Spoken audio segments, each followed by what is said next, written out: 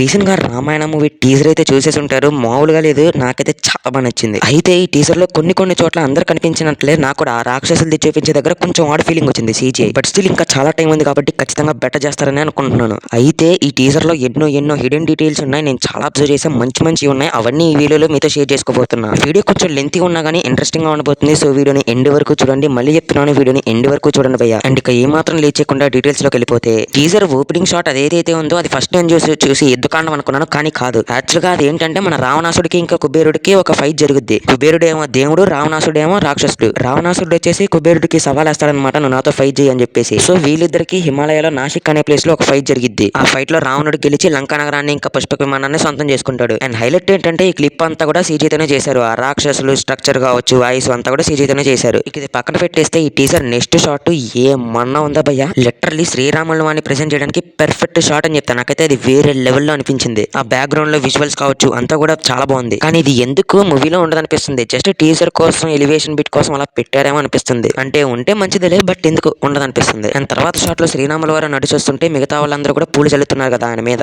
ఇది ఆయన పట్టాభిషేకం సీన్ అనుకుంటున్నాను నేను. అంటే ఆయన అయోధ్యకి యువరాజుగా ప్రకటిస్తారు కదా, ఆ సీన్ అనుకుంటున్నాను. ఇది మూవీలో one of the important scene. ఇది గుర్తుపెట్టుకోండి, తర్వాత మాట్లాడుకుందాం. అలాగే ఈ షాట్ లో మన శ్రీరాముల వారు ఒక రాక్షసుతో ఫైట్ చేస్తున్నారు కదా. యాక్చువల్ గా ఇదేంటంటే వనవాసం తర్వాత ఒక రోజు మన శ్రీరాముల వారు 14,000 మంది రాక్షసులని గంటన్నరలో చంపేస్తారు. ఆయన అంత గొప్ప వీరుడు అనమాట. యాక్చువల్ గా ఇది చాలా రామాయణ మూవీస్ లో చూపించలేదు, ఇందులో చూపిస్తున్నారు. ఇన్ దట్ వైజ్ గా హ్యాపీయే, బట్ దీన్ని చెడగొట్టకుండా ఉంటే చాలు. అండ్ ఈ షాట్ గురించి మాట్లాడుకుంటే, ఇది సీతామాత స్వయంవరం సీను. ఆ స్వయంవరంలో శివధనుసు పెడతారు. దాన్ని ఎవరైతే విరిచేస్తారో వాళ్ళు సీతామాతని పెళ్లి చేసుకోవచ్చని నిర్ణయిస్తారు. అక్కడికి ఎంతో మంది రాజులు వస్తారు, ఎంతో ట్రై చేస్తారు, ఎవరి వల్ల కాదు. రావణుడు ట్రై చేస్తారు, ఆయన వల్ల కూడా కాదు. చివరికి శ్రీరాముడు వచ్చి దాన్ని విరిచేస్తాడు అండ్ సీతామాతని పెళ్లి చేసుకుంటాడు. ఈ సీన్ అయితే అదే. అండ్ ఈ షాట్ ఏదైతే ఉంది చూసిన తర్వాత నాకు ఫస్ట్ ఆదిపురుష్ గుర్తొచ్చింది. అంటే ఆదిపురుష్ లో కూడా ఇలాగే సిమిలర్ షాట్ ఒకటి ఉంటుంది. బట్ స్టిల్ ఇది బాగుంది. ఆ సూర్య నమస్కారం కావచ్చు, డీటెయిలింగ్ కి సూర్యకిరణాలు పెట్టడం కావచ్చు, చాలా బాగుంది అనిపించింది. అండ్ మెయిన్లీ రణబీర్ కపూర్ కి జటా పెట్టారు. ఆదిపురుష్ లో ప్రభాసానికి లాంగ్ హెయిర్ ఉన్నట్టు తెలుస్తున్నా గానీ వాళ్ళు జటా పెట్టలేదు. అది వాళ్ళు ఎందుకు పెట్టలేదు లేదు కానీ ప్రభాసానికి ఇంకా బాగా సెట్ అయ్యేదేమో, బట్ వాళ్ళు చూపించలేకపోయారు. కానీ ఇందులో రణబీర్ కపూర్ కి మాత్రం పెట్టారు, బాగా సూట్ అయింది. రీజన్ అంతా కూడా రణబీర్ కపూర్ కి జటా పెట్టడం నాకు సూపర్ అనిపించింది. నెక్స్ట్ ఈ షాట్ మనకు శ్రీరాములు వారు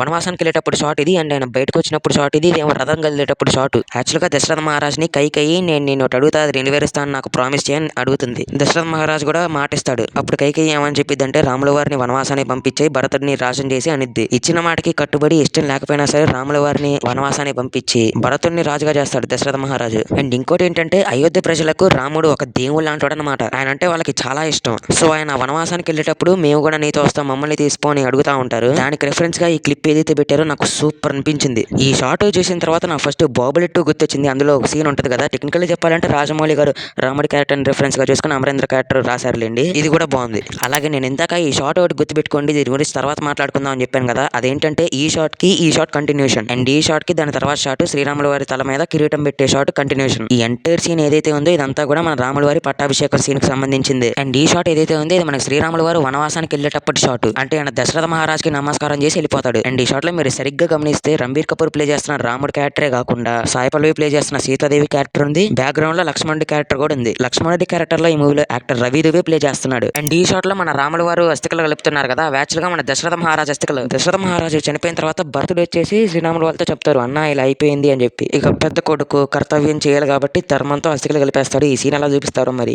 అయితే నాకు ఈ షాట్ బ్యూటిఫుల్ అనిపించింది. ఆ విజువల్స్ అంతా కూడా చాలా రియలిస్టిక్ ఉంది. ఈ ఎంటైర్ టీజర్ లో నాకు బాగా నచ్చిన వన్ ఆఫ్ ది షాట్స్ లో ఒకటి ఇది. అండ్ నెక్స్ట్ షాట్ నాకు అస్సలు నచ్చలేదు. ఇది విజువల్లీ అస్సలు బాలేదు ఈ షాట్. అండ్ కొంచెం ఆదిపురుష్ వైబ్స్ కూడా తెచ్చిపెట్టింది. ఇందులో ఈ మిస్టేక్ గమనించారా, అంత గాలి తుఫాన్ వస్తున్నా కానీ శ్రీరాముల వారి ఎంటిక కొంచెం కూడా ఎగరలేదు. ఈ డీటెయిలింగ్ కంప్లీట్లీ మిస్ అయిపోయారు. మిస్టేక్ అది. ఇలాంటి మిస్టేక్స్ మూవీలో ఉండకూడదని కోరుకుంటున్నాను. అలా అనుకున్నా కానీ ఈ షాట్ లో నాకు పెద్దగా డీటెయిల్స్ ఏం కనపడలేదు. సో నెక్స్ట్ షాట్ గురించి మాట్లాడుకుంటే, అండ్ ఈ షాట్ లో మన రాముల వారు ఒక రాక్షసుతో ఫైట్ చేస్తున్నారు. అది కొంతమంది రాక్షసుడు అనుకుంటున్నారు కానీ కాదు, అది రాక్షసి. ఆ ఫేషియల్ సరిగ్గా చూస్తేనే అర్థమైపోద్ది. అసలు ఇది ఎక్కడ జరిగిందిరా అంటే, మన శ్రీరాముల వారు విశ్వామిత్రుడితో ట్రైనింగ్ తీసుకునే టైంలో తాటక అనే రాక్షసి తన ఇద్దరు కొడుకులు మరీచ ఇంకా సుబాహుతో కలిసి అక్కడ ఉన్న కొంతమంది మహర్షుల యొక్క యజ్ఞానికి భంగం కలిగిస్తారు. ఇక చూసిన మన శ్రీరాములు వారు వాళ్ళతో ఫైట్ చేసి డిఫీట్ చేస్తారనమాట. అండ్ ఈ క్లిప్ లో నాకు బాగా నచ్చింది ఏంటంటే మాత్రం ఆ రాక్షసిది అది స్ట్రక్చర్ అనేది చాలా బాగా కుదిరింది. ఇక్కడ మట్టుకు నేనైతే CGని పక్కా అప్రిషియేట్ చేస్తా. ఇది కూడా మేబీ ఎక్కువ రామాయణ మూవీస్ లో చూపించలేదు అనుకుంటా, బట్ వీళ్ళైతే చూపిస్తున్నారు, బాగుండాలనే కోరుకుందాం. అండ్ ఇది పక్కన పెట్టేస్తే దీని తర్వాత ఈ షాట్ లో మన శ్రీరాముల వారు పరశురాముడి గొడ్డల్ని తిప్పి తిప్పి నేల మీద వాల్చారు. అసలు ఇది ఏంట్రా అంటే మన శ్రీరాముల వారు శివధనుస్సుని ఇరిచేస్తారు కదా, సో అది పరశురాముడికి తెలిసి నువ్వు ఏదైనా లిఫ్ట్ చేయగలవా, ఏదైనా కంట్రోల్ చేయగలవా, ఏదైనా ఇరిచేయగలవా, ఏది నా గొడ్డలు కంట్రోల్ చేసి చూద్దామని పరశురాముడు శ్రీరాముడి మీద తన గొడ్డలు ఇసిరేస్తాడు. అప్పుడు రాముల వారు దాన్ని అవలీలుగా దాన్ని కంట్రోల్ చేస్తారు. సో ఇక పరశురాముడు నా వెపన్ ని కంట్రోల్ చేశాడంటే ఈయన ఖచ్చితంగా విష్ణుదేవుడి తర్వాత అవతారం అని గ్రహిస్తాడు. సో ఇక అక్కడ నుంచి వెళ్ళిపోతాడు. ఇది ఆ సీనే పక్క. బట్ ఈ సీన్ ఏదైతే ఉందో ఇది చాలా ట్రోల్ అవుతుంది, సీరియల్ లాగా ఉందని ఎంతో మంది కంప్లైంట్ చేస్తున్నారు. నాకు కూడా ఇంచుమించు అలాగే అనిపించింది. But colour palette release time కి కొంచెం మారిస్తే సరిపోద్ది. ఇక ఈ షాట్ గురించి మాట్లాడుకుంటే వనవాసంలో మన సీతమాత ఒక బంగారు లేడీని చూస్తుంది. అది చూసి నాకు ఆ లేడీ కావాలని రాముల వారిని అడుగుద్ది. ఇక రాముల వారు కూడా దాన్ని తేడానికి వెళ్ళిపోతారు అనమాట. ఇటువైపు ఏమో సీతామాతకి లక్ష్మణుడు తోడుగా ఉంటాడు.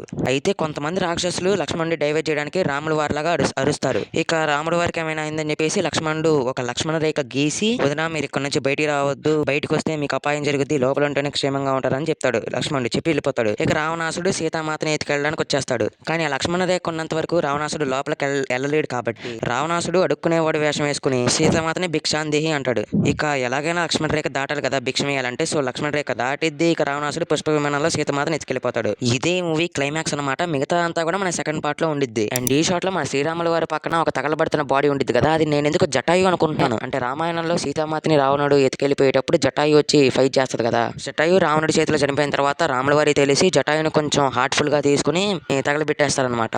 నేనైతే ఇదైతే అదే అనుకుంటున్నాను. అండ్ ఈ షాట్ ఏదైతే ఉందో ఇది మన రాముల వారు వనవాసానికి నది గుండా వెళ్ళేటప్పటి షాట్. ఇక్కడ మనం గమనించవచ్చు లక్ష్మణుడు, సీతామాత, రాముడు, ఇంకా బ్యాక్గ్రౌండ్ లో పడవ నడిపే ఆయన కూడా ఉన్నాడు. ఇక ఈ టీజర్ లాస్ట్ షాట్ రావణాసుడి ఇంట్రొడక్షన్, అది వేరే లెవెల్ అనుకుంటే పుష్పక విమాన షాట్ అయితే పీక్స్. అసలు మేబీ ఆదిపురుషులో ఓం బాబాయ్ కబిలాన్ని చూపించేసరికి ఏమో కానీ పుష్ప విమానం షాట్ చేసిన తర్వాత సూపర్ అనిపించింది నాకు. ఆ పుష్ప విమానం గాల్లో ఎగురుతుంటే బ్యాక్గ్రౌండ్ లో హెలికాప్టర్ సౌండ్ ఏదైతే ఉందో పర్ఫెక్ట్ మిక్సింగ్ అనిపించింది. అండ్ ఈ పుష్ప విమానం మీద మీరు సరిగ్గా గమనిస్తే రావణాసుడు నడిచొస్తా ఉంటాడు, వేరే level detailing. So that's the video guys. ఈ రామాయణ టీజర్లో నేను కనిపెట్టిన డీటెయిల్స్ అయితే ఇవే అనమాట. సో మీకు నచ్చిందని అనుకుంటున్నాను వీడియో. అండ్ నచ్చితే ఒక లైక్ వేసి, ఇంకా నచ్చితే మీ ఫ్రెండ్స్ అండ్ ఫాలోవర్స్కి షేర్ చేసి, ఇలాంటి వీడియోస్ ఎన్నో కావాలి అంటే మన ఛానల్ని సబ్స్క్రైబ్ చేసుకుని సపోర్ట్ చేయడం మాత్రం మర్చిపోవద్దు. నెక్స్ట్ ఇంకో ఇంట్రెస్టింగ్ వీడియోతో మీ ముందుకు వస్తాను. ఉంటా మరి. జై హింద్, bye, take care friends and thank you.